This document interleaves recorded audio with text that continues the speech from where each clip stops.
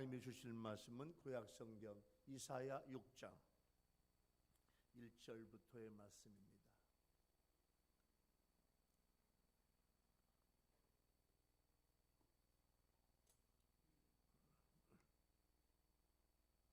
구약성경 이사야 6장 1절부터 13절까지 말씀을 봉독을 하겠습니다. 이사야 6장 1절부터.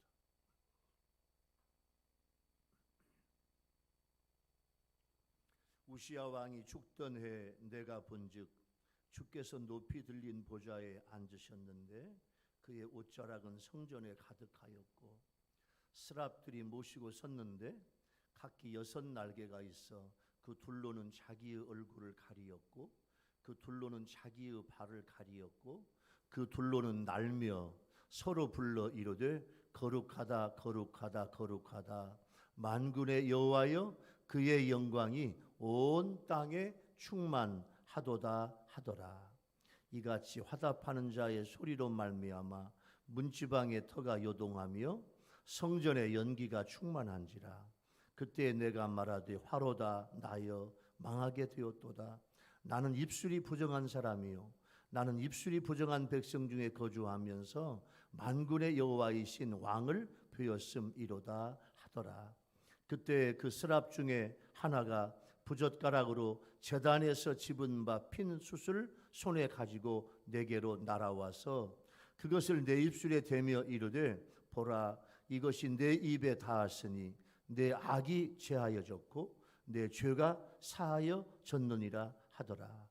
내가 또 주의 목소리를 들으니 주께서 이르시되 내가 누구를 보내며 누가 우리를 위하여 갈꼬 하시니 그때 내가 이르되 내가 여기 있나이다 나를 보내소서 하였더니 여호와께서 이르시되 가서 이 백성에게 이르기를 너희가 듣기는 들어도 깨닫지 못할 것이요 보기는 보아도 알지 못하리라 하여 이 백성의 마음을 둔하게 하며 그들의 귀가 막히고 그들의 눈이 감기게 하라 염려하건대 그들이 눈으로 보고 귀로 듣고 마음으로 깨닫고 다시 돌아와 고침을 받을까 하노라 하시기로 내가 이르되 주여 어느 때까지니까 하였더니 주께서 대답하시되 성읍들은 황폐하여 주민이 없으며 가옥들에는 사람이 없고 이 토지는 황폐하게 되며 여호와께서 사람들을 멀리 옮기셔서 이 땅 가운데 황폐한 곳이 많을 때까지니라. 그 중에 10분의 1이 아직 남아있을지라도 이것을 황폐하게 될 것이나 밤나무와 상수리나무가 배임을 당하여도 그 그루터기는 남아있는 것 같이 거룩한 씨가 이 땅의 그루터기니라 하시더라. 아멘.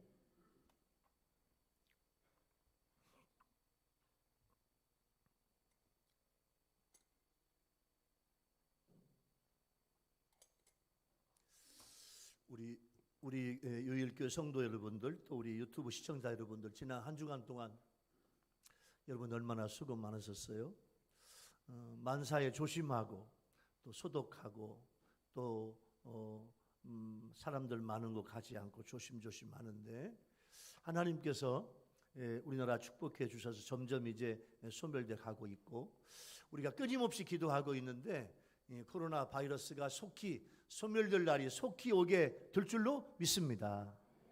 지금 북미, 남미 여러 나라가 셧다운 일체 사람들을 다니지 못하게 하고 일체 통행을 못하게 하고 있어요. 이제 점점 그래도 좋아지고 있는 편인데 우리나라는 그래도 하나님이 도와주셔서 여기까지 왔고 또 속히 완전히 소멸돼서 은혜로운 정말 마음껏 예배하고 찬양하는 그날이 속히 오게 될 줄로 믿습니다. 그때까지 기도하면서 조심스럽게 살아가는 여러분 되기 바랍니다. 오늘 본문에서 우시야 왕이 나오는데 우시야 왕은 여호와는 나의 능력, 하나님은 나의 능력. 아멘 합시다. 여호와는 나의 능력, 하나님은 나의 능력. 그런 이름의 뜻을 가지고 있는 왕이에요. 15살의 어린 나이에 남유다 11대 왕이 돼가지고 52년 동안 통치했어요. 우시야 왕의 통치의 전반과 중반은 하나님을 굳게 신뢰하고 선지자의 말씀에 순종하면서 블레셋과 암몬 등을 정복하고 블레셋 땅에 성을 건축하고 암몬 왕으로부터 조공을 받고 애굽의 변방까지 명성을 떨치는 그런 왕이었어요. 그런데 나라가 강성해지면서 우시야 왕 마음속에 교만이 들어갔어요. 그래서 제사장 외에는 들어가지 못할 성소에 들어가서 분향을 하려고 하다가 우시야 왕이여 그거 하나님 앞에 죄입니다. 큰일 납니다. 그렇게 죄라고 말리는 이사야 선지자의 손을 뿌리치면서 분향하기를 고집하는 그 순간 하나님께서 이 우시야 왕을 치셨는데 그 이마에 문둥병이 생기기 시작했어요. 그래서 이마에서부터 문둥병이 시작해서 온몸으로 다 퍼지는 거예요. 그때부터 왕궁이 아닌 별궁으로 내려가서 성전 출입도 못하고 비참한 말년을 보내다가 67세의 세상을 떠나게 됩니다. 오늘 이사야 6장 1절 말씀에 우시야 왕이 죽던 해에, 그 우시야 왕이 죽던 해에 이사야는 이제 앞으로 하나님의 심판이 있을 것이고 바벨론의 심판이 있을 것이고 여호와 날에 있을 메시아 왕국의 도래에 대해서 예언을 하고 있는데, 이사야가 하나님이 자기에게 강림하시고 하나님을 배웠고 스랍이 숯불로 자기 입술을 지지고 그래서 하나님의 일꾼으로 다시 소명을 받으면서 마지막까지 남아있는 그루터기와 거룩한 씨에 대해서 또 이 땅의 그루터기에 대해서 주시는 예언의 말씀인데, 자, 이사야가 받은 체험과 은혜와 그리고 그루터기 예언이 무엇인가? 여러분, 이 말씀을 통해서 여러분 모두가 은혜 받는 시간이 되기를 예수님의 이름으로 축원합니다. 할렐루야. 첫 번째는 하나님은 이사야를 만나서 변화시켜 주셨다는 거예요. 하나님께서 높은 보좌에 앉으시고 옷자락이 성전에 가득하고 이 스랍은 세라핌이라고 그러는데 하나님 옆에 서 있는 영물이에요. 날개가 6개야. 2개는 얼굴을 가리고 2개는 몸과 다리를 가리고 2개는 나는 그런 세라핌, 그런 스랍이 하나님 옆에서 보좌하고 있어요. 그 세라핌이 스랍들이 세 번 하나님의 영광을 부르면서 하나님의 영광이 온 땅에 충만하고 문지방의 터가 요동하고 성전의 연기가 자욱합니다. 그러면서 이사야가 하나님의 영광을 뵙는 특별한 영적 체험을 오늘 기록하고 있어요. 이 체험은 이사야의 생애에 있어서 은혜를 체험하는 전환점이 되는 중요한 사건이에요.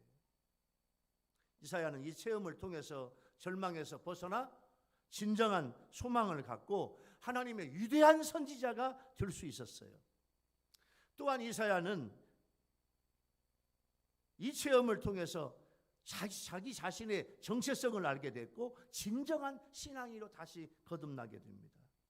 물론 그 전에도 이사야는 하나님의 선지자였고 믿음의 사람이었습니다만은 이 특별한 체험 이전에 이사야는 하나님을 믿었지만 실제적인 나의 하나님은 되지 못했어요. 하나님은 살아계시고 이 세상의 모든 것을 주관하시는 객관적인 하나님으로만 믿었어요. 그렇기 때문에 선지 사역도 할 수 있었으나 지극히 관념적인 신앙이었어요. 하나님을 직접 만나지 못한 체험이 없는 많은 사람들의 신앙은 이와 똑같을 수 있습니다. 자, 오늘 이사야가 만난 하나님을 설교하면서 여러분 자신이요, 지금까지 여러분들이 정말로 하나님을 만났으면 너무 감사하고, 근데 하나님을 만난 은혜가 한 번만이 아니라 여러 번 만나고 자주 만나는 여러분 되기 바랍니다. 할렐루야. 이게 은혜 체험이에요. 한 번도 하나님을 체험하지 못한 사람들은, 그런 성도는 하나님, 저도 이사야처럼 하나님을 만나게 하옵소서, 하나님을 체험하는 은혜를 주옵소서, 하나님 앞에 기도하는 여러분 되기를 예수님의 이름으로 축원합니다. 신앙은요, 체험적 신앙이 좋은 거예요. 체험이 없으면 그분들에게 하나님은 나의 하나님이 아니에요. 그래서 믿어도 다른 사람의 하나님을 믿듯이 믿는 거예요. 그러니까 하나님에 대한 열정도 없어요. 하나님에 대한 두려움도 없어요. 삶의 기쁨도 즐거움도 없어요.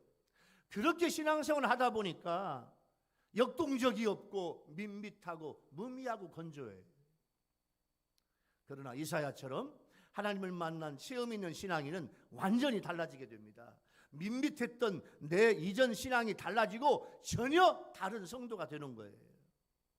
우선 하나님을 만난 사람은 거룩하신 하나님 앞에 내 자신이 얼마나 죄인인 것을 강하게 인식하게 돼요. 나는 죄인이구나. 나는 하나님 앞에 너무 취약한 죄인이구나. 몸서리치며 처절할 만큼 진실한 간절한 회개 기도를 하고 삶의 방향이 이제까지 살아온 것과 전혀 달라지는 새로운 삶을 살아가게 되는 것이 하나님을 만난 성도의 모습이에요.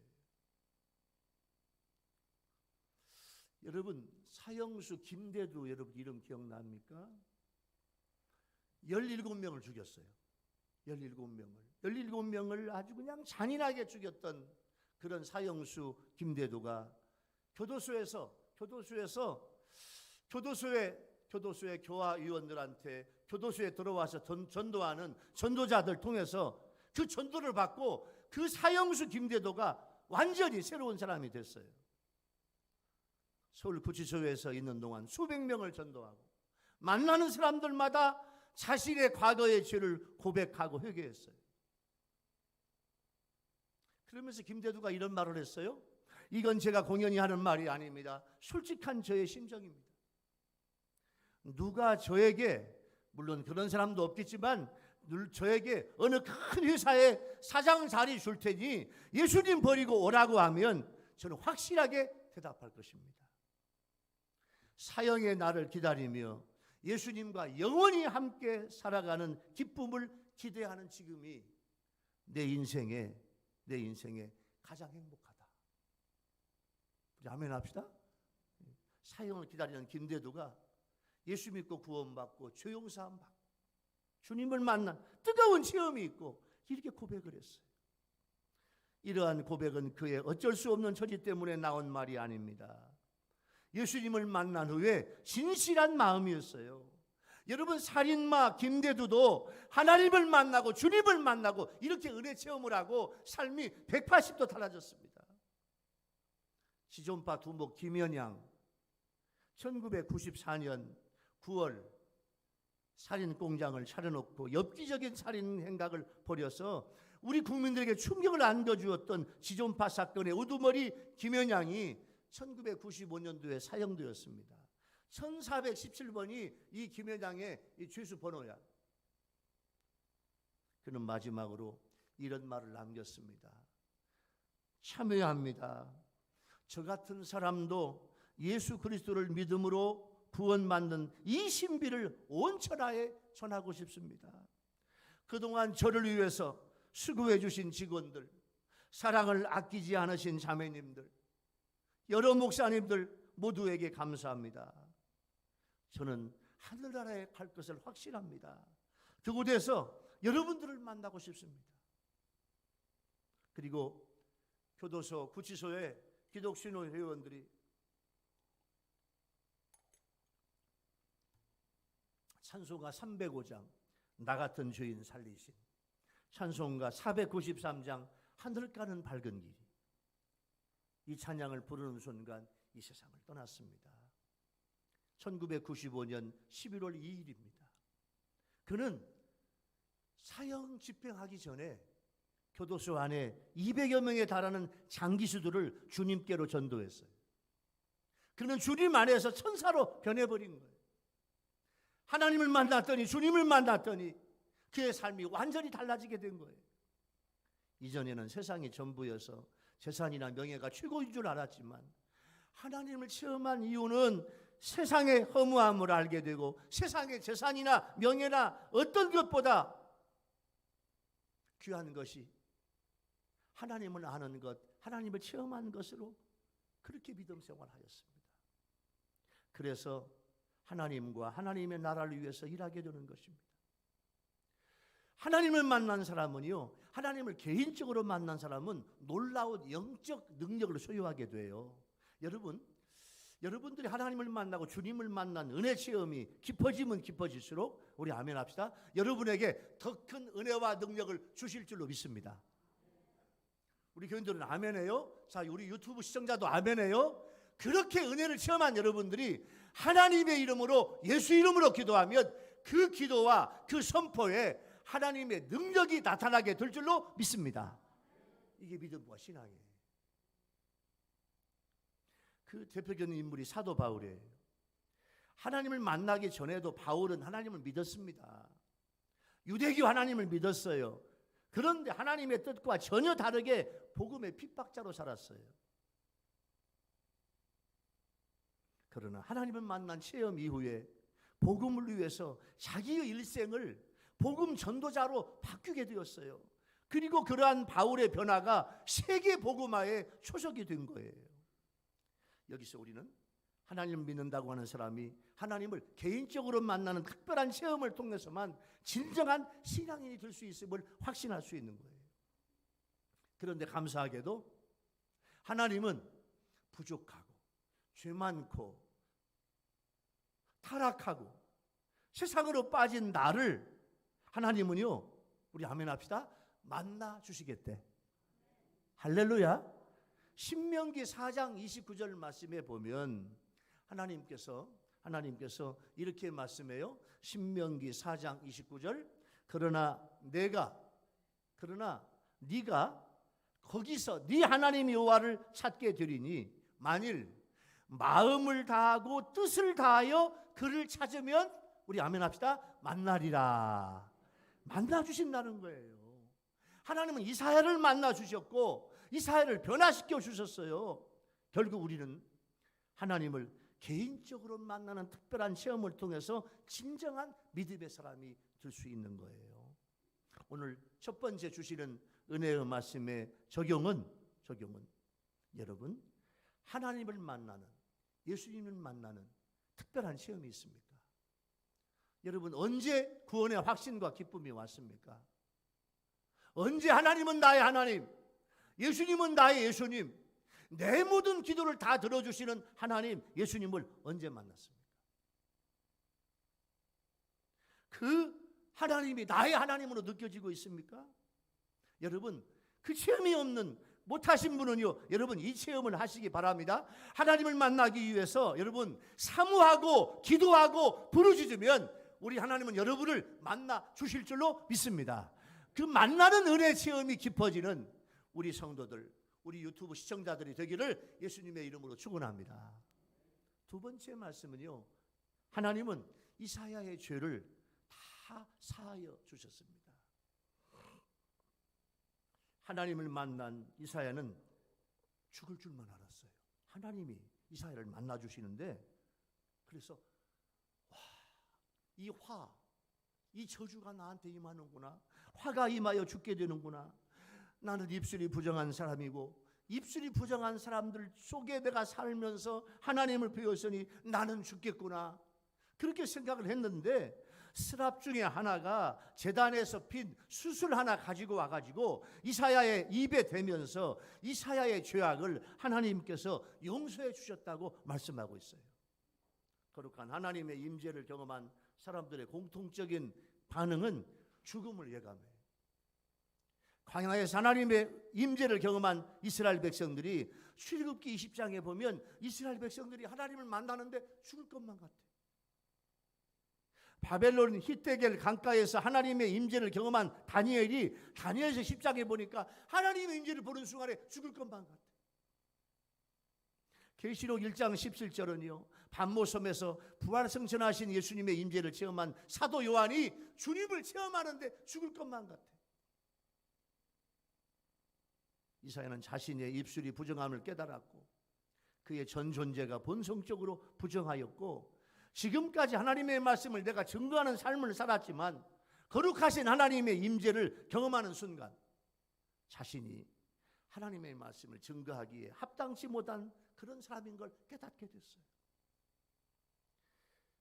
자신의 입술이 부정하다고 외치는 순간에 하나님은 하늘 제단의 수술, 이사야의 입술에 스랍을 통해서 대시면서 입술의 더러움, 내 안에 있는 본성적인 부패, 내 안에 있는 부정함을 태워주시며 이사야의 죄악을 용서해 주신 거예요. 여러분, 이사야는 악을 자행하는 그런 사람이 아니었습니다. 이사야는 백성 가운데 선지자 사역을 하면서 거룩한 삶을 살았던 하나님의 일꾼이에요. 그러나 그도 역시 허물과 죄로 얼룩진 인간이에요. 그래서 이사야도 화로다 나여 망하게 되었도다, 그렇게 탄식하며 절망과 낙담을 하게 된 거예요. 하나님은 절망과 낙담에 빠진 이사야를 이렇게 세우시며 그 죄를 정결케 하시는 사랑과 자비를 베풀어 주신 거예요. 우리는 하나님의 눈에서 피할 수 없는 존재입니다. 여러분, 시편 11편 4절 말씀에 보면은 하나님께서 이렇게 말씀해요. 여호와께서는 그의 성전에 계시고 여호와의 보좌는 하늘에 있으며 눈이 인생을 통촉하시고 그의 안목이 그들을 감찰하시는도다. 무슨 말인고 하니, 여러분, 여러분의 삶을, 여러분이 하는 것 하나하나를 다 하나님께서 그의 눈이 인생을 통촉하시고 하나님의 눈이 여러분을 다 보고 계신다는 거예요. 여러분이 어떻게 하는가, 어떻게 살아가는가, 어떤 마음을 품고 사는가 다 보고 계시다는 거예요. 이렇게 이사야가 체험한 하나님의 면모는 우리 모든 성도들이 하나님을 체험하고 고백해야 됩니다. 하나님의 거룩하신 면모는 우리의 허물과 언약함, 부족함을 정확히 보고 계시는 거예요. 그래서 나의 부족함, 나의 연약함을 절감하고 이를 하나님 앞에 고백하고 하나님을 전적으로 의지하는 자를 하나님은 결코 외면하지 않으실 줄로 믿습니다. 은혜를 체험하면요, 하나님 앞에 나는 아무것도 아니구나, 하나님 앞에 나는 죄인이구나, 하나님 저를 불쌍히 여겨 주옵소서, 그런 하나님의 신전의식이 생겨나는 거예요. 하나님을 만나면, 주님을 만나면 우리 교인들은요, 순간순간 그런 은혜 체험을 하는 그런 성도가 되기를 예수님의 이름으로 축원합니다. 이사야의 죄를 사하시고 그를 세우사 이사야로 하나님의 말씀을 전하게 하신 하나님은 자비하신 하나님입니다. 이사야에게 그리하신 것처럼 하나님을 전적으로 의지하는 모든 사람들을 하나님은 이렇게 세워주셔요. 그 죄와 허물을 정결하게 하시고 필요한 모든 은혜를 하나님이 채워주실 줄로 믿습니다. 하나님의 거룩하심을 알 때 우리는 비로소 죄를 멀리할 수 있고, 하나님의 자비하심을 알 때 우리는 내 스스로의 연약함과 허물로 인해서 나타난 그런 어려움과 고난과 좌절에서 우리는 일어설 수 있는 거예요. 그리고 그 같은 은혜로운 체험은 우리 자신만을 세우는 것이 아니라 그릇된 길, 죄악의 길, 세상 길, 멸망의 길로 가고 있는 이웃들을 의의 길로 인도할 수 있게 하고, 낙담, 절망, 괴로움, 한숨에 빠진 이웃들에게 위로와 격려를 베풀어서 다시 일어설 수 있도록 이끄는 힘을 하나님이 우리에게 주실 줄로 믿습니다. 우리가 하나님 앞에 지은 모든 죄는 하나님의 용서를 통해서만 우리는 우리의 죄를 제거할 수 있습니다. 하나님의 용서. 하나님께서 우리 죄를 제거하시는 단 한 가지 조건이 있어요. 그것은 죄인을 대신해서 죽으신 예수 그리스도의 피를 의지하여 자신의 죄인됨을 하나님 앞에 고백하고 회개하는 거예요. 하나님은 죄인이 회개하면 당신의 성령불로 우리 안에 있는 죄를 태워주시고 그 부정함을 깨끗하게 제하여 주실 줄로 믿습니다. 하나님의 용서 받아야 돼요.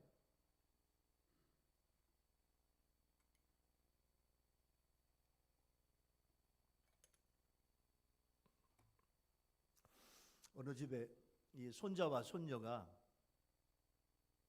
시골에 이제 시골집에 놀러 갔어요. 시골집에 할머니 집이 있는데 할머니가 이렇게 시골에 2층 집을 지어놓고 풀도 나무도 심고 있는데 화단도 꾸미고 꽃도 심고 나무도 가꾸고 이렇게 우리말로 말하면 전원주택이에요. 시골에 가서 이제 서울에 가지고 간 새총이 새총. 여러분 우리 남자들 새총 해봤죠? 그죠? 이렇게 된 나무 가지고 옛날 어린이 기저귀 노란 고무줄, 그죠? 노란 고무줄로 옛날에 우리 새총 만들었어. 새총 만들어 가지고 우리 교회 앞에 사철나무 열매 가지고 쏘기도 하고, 엄마 몰래 노란 콩 갖다가 콩으로 쏘기도 하고, 조그만한 돌로 줘가지고 쏘기도 하고, 옛날에 구슬 같은 걸로 쏘기도 하고. 근데요 여러분, 요즘에 나온 새총은요 옛날 우리 노란 고무줄 새총보다 훨씬 더 강하고 좋습니다. 굉장히 좋아요 요즘 새총은요. 그 새총을 가지고 갔는데 마당에 큰 오리가 이제 왔다 갔다 해요. 아저씨 손자가 그 새총 가지고 가까이 온 오리를 쏘았어. 유리구슬로 쏘았는데요, 세상에 오리가 이 머리를 맞고 죽었어. 얘가 놀래가지고 주변을 보니까 아무도 없네. 그 오리를 갖다가 저쪽 나무 밑에, 나뭇잎 같은 거 갖다 놓고 덮어서 숨겨놨어요.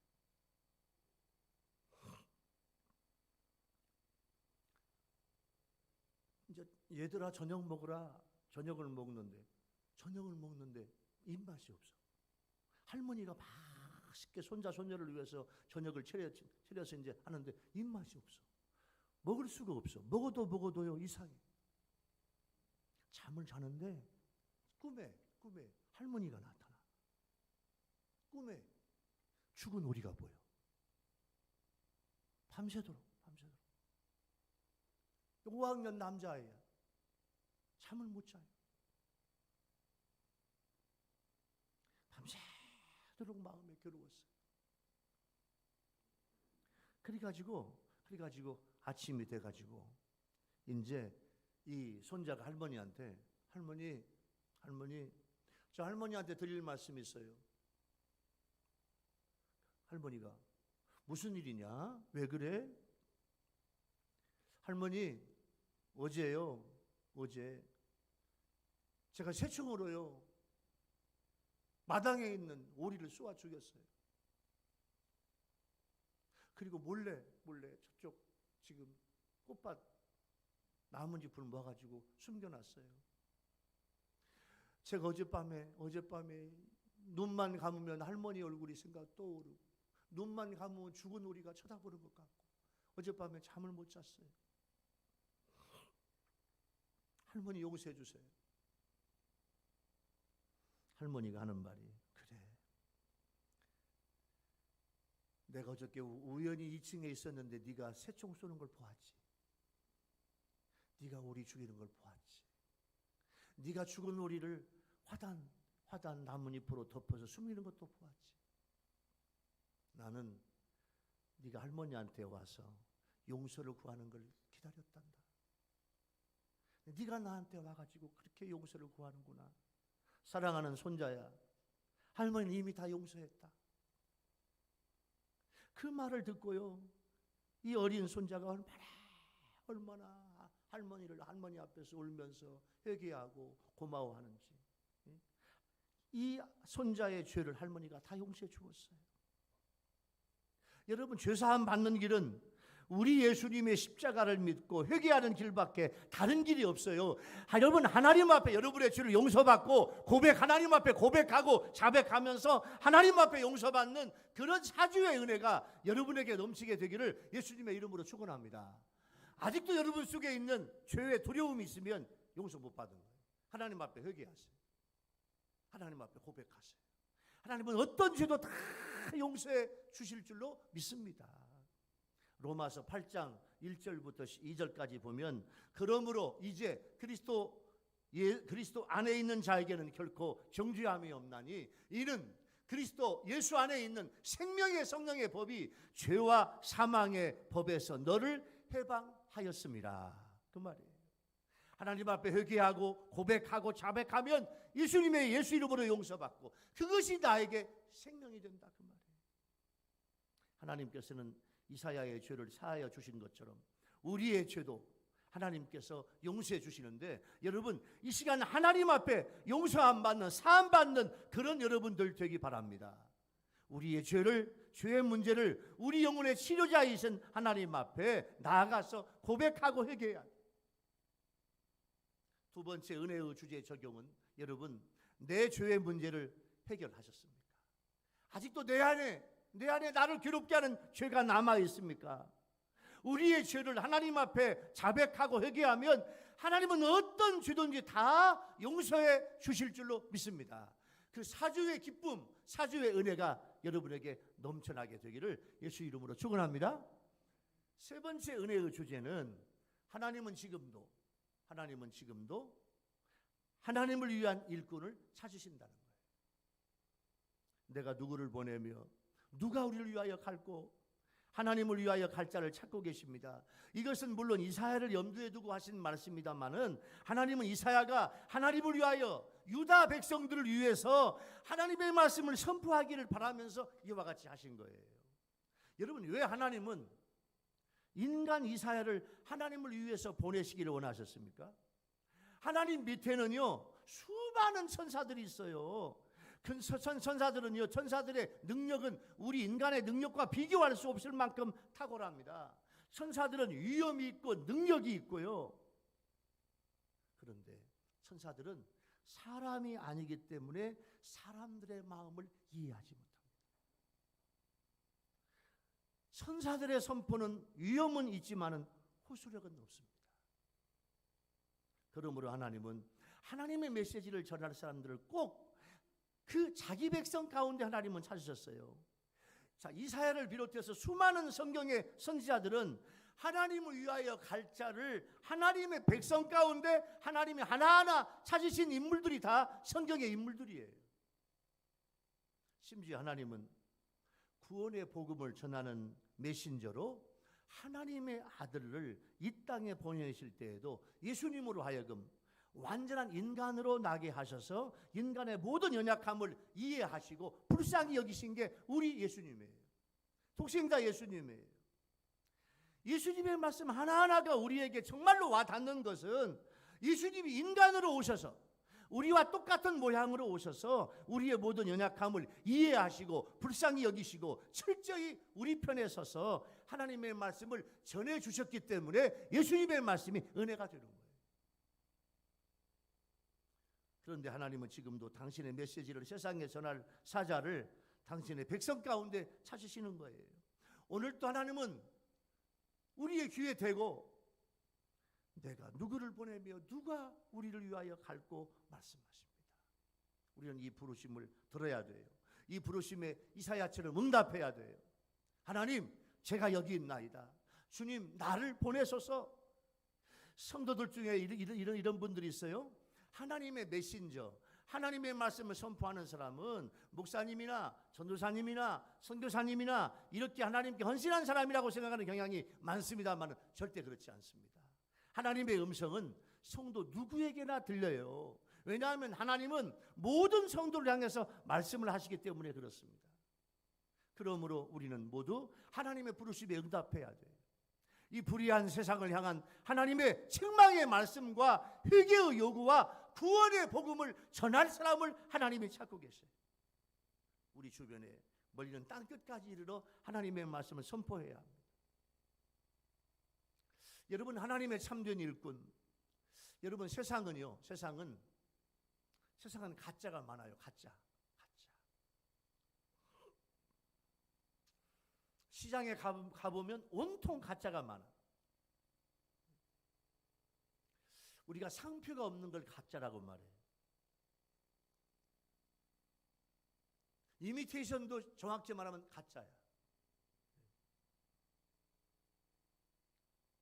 예수님 믿는다고 하면서도 그 속에 하나님의 표시가 없는 사람은 가짜입니다. 몇십 년을 교회에 다녀도 전혀 변화되지 않는 그런 사이비들도 가짜입니다. 그 성경은 고린도후서 5장 17절 말씀에 새로운 피조물이 되라고 말씀하고 있어요. 새로운 피조물, 거듭나라는 뜻인데 어떻게 하는 것이 여러분 새로워지는 겁니까? 예수님의 표가 내 안에 있어야 한다는 거예요. 예수님의 표가 내 안에 있으면 내 생활과 나의 일거수일투족이 믿지 않을 때보다 믿고 난 후에 나의 생활이 달라져야 돼요. 여러분, 우리 교인들은요, 또 우리 시청자 유튜브 여러분들은요, 예수님의 표가 여러분에게 붙어있는 그런 성도가 되기를 예수님의 이름으로 축원합니다. 예수님의 표가 붙어있다는 말은 무슨 말이에요? 예수님의 사랑, 예수님의 겸손, 예수님의 인내, 예수님의 용서, 예수님의 마음이 내 안에 있다는 거예요. 예수님이 우리 가르쳐준 진리의 말씀이 우리의 삶을 통해서 나와야 돼요. 인도의 간디가, 영국이 이제 인도를 오랫동안 식민지하고 점령했잖아요. 영국에 대고 말했어요. 영국은 모두 인도에서 물러가라. 그러나 그리스도만은 인도에다가 두고 가라. 누구만? 예수 그리스도만은 인도에 두고 가라.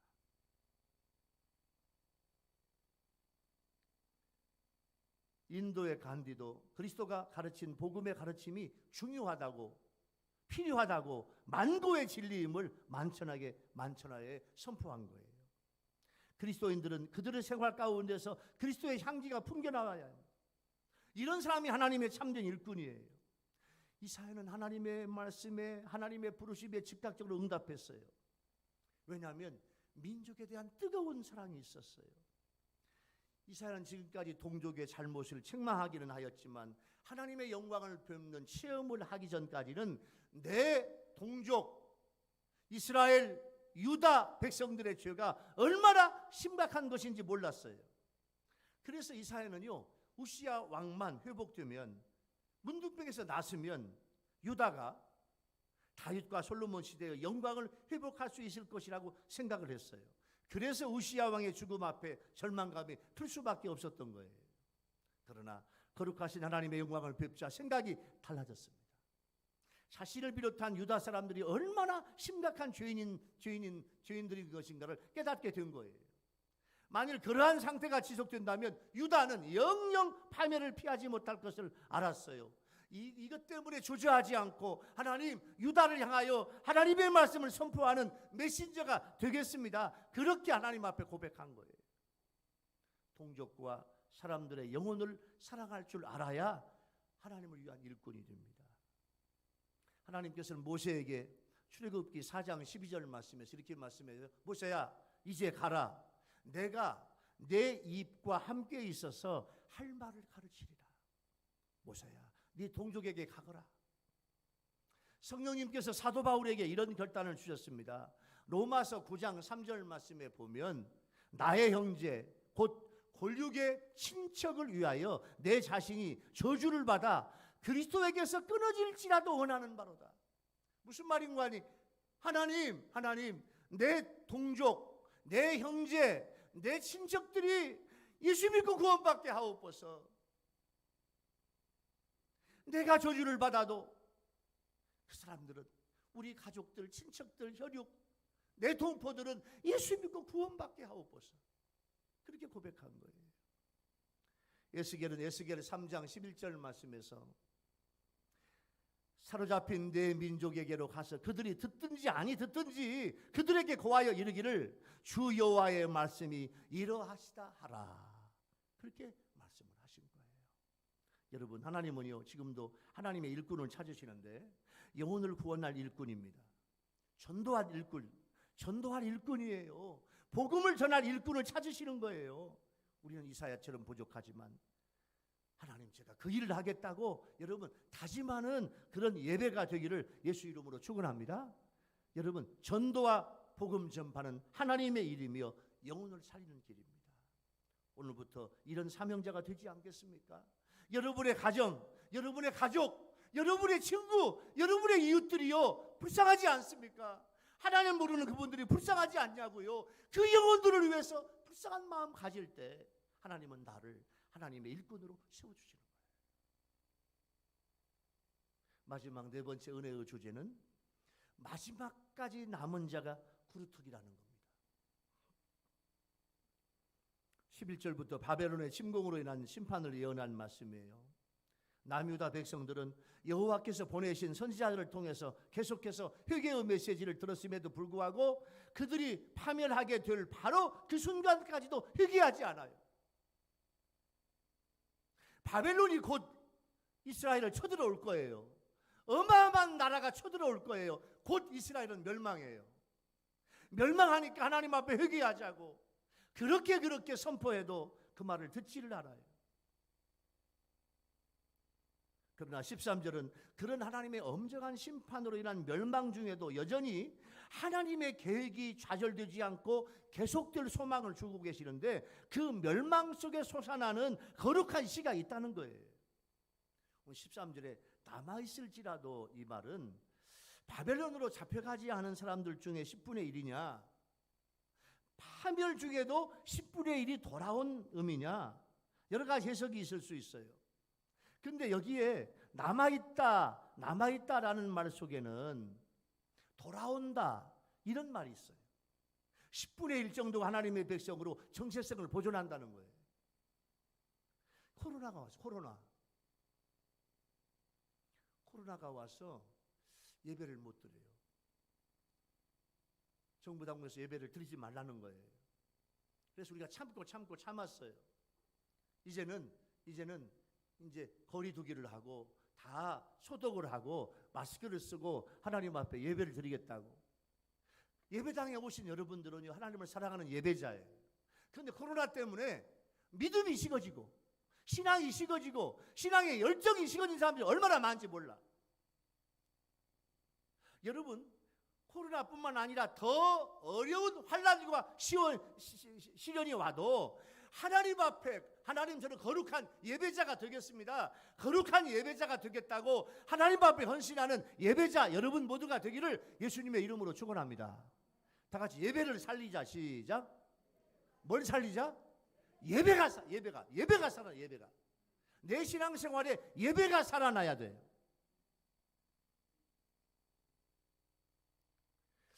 우리는 환난 날에 구원받기가 여러분 얼마나 어려운 걸 알아야 됩니다.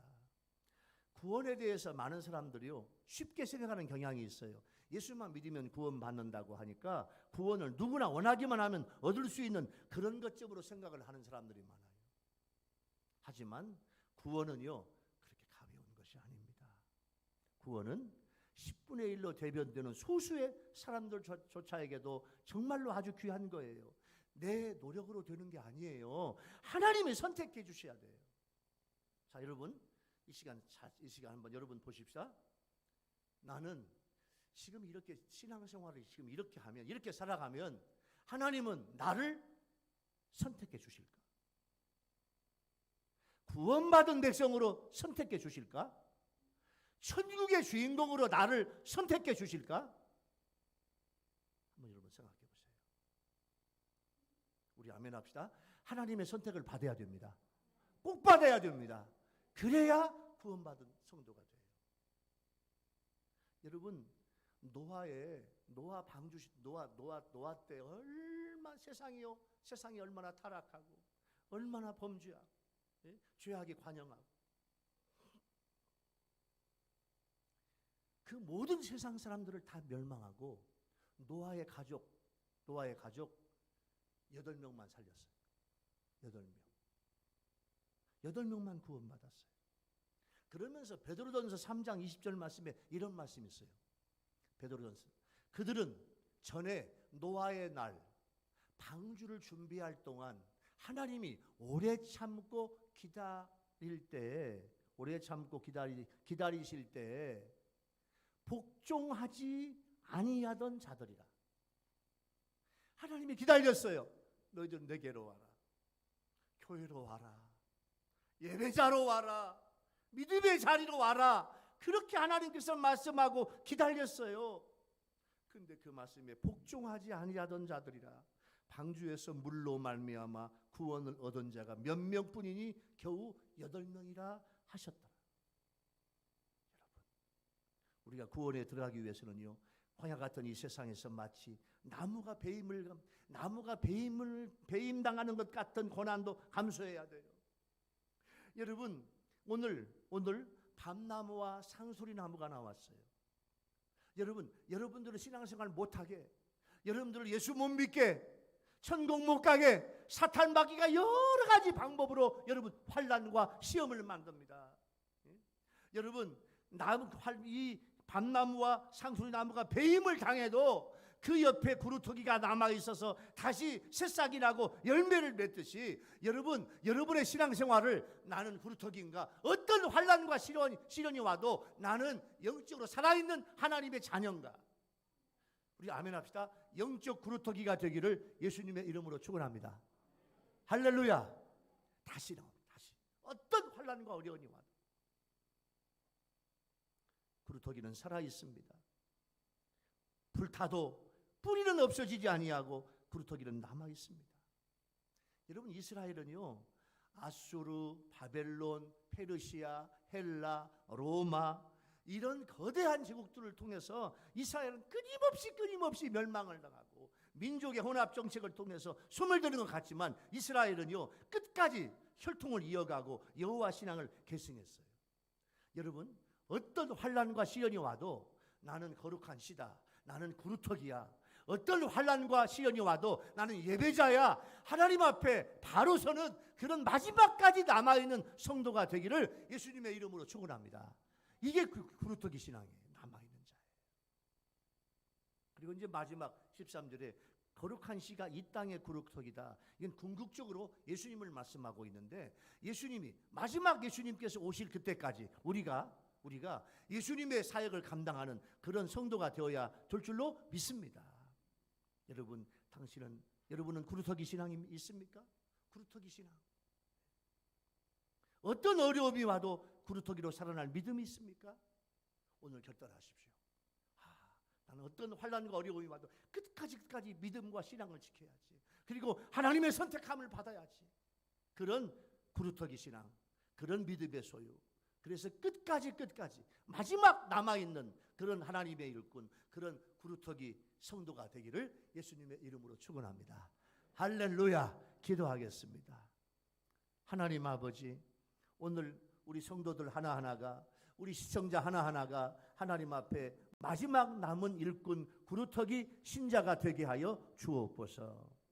하나님은 이 사회를 변화시켜 주셨습니다. 우리도 변화되게 하여 주옵소서. 하나님, 우리들을 만나 주옵소서. 하나님 만나 주신다고 했잖아요. 우리 죄를 용서해 주옵소서. 그리고 하나님의 일꾼으로 삼아 주옵소서.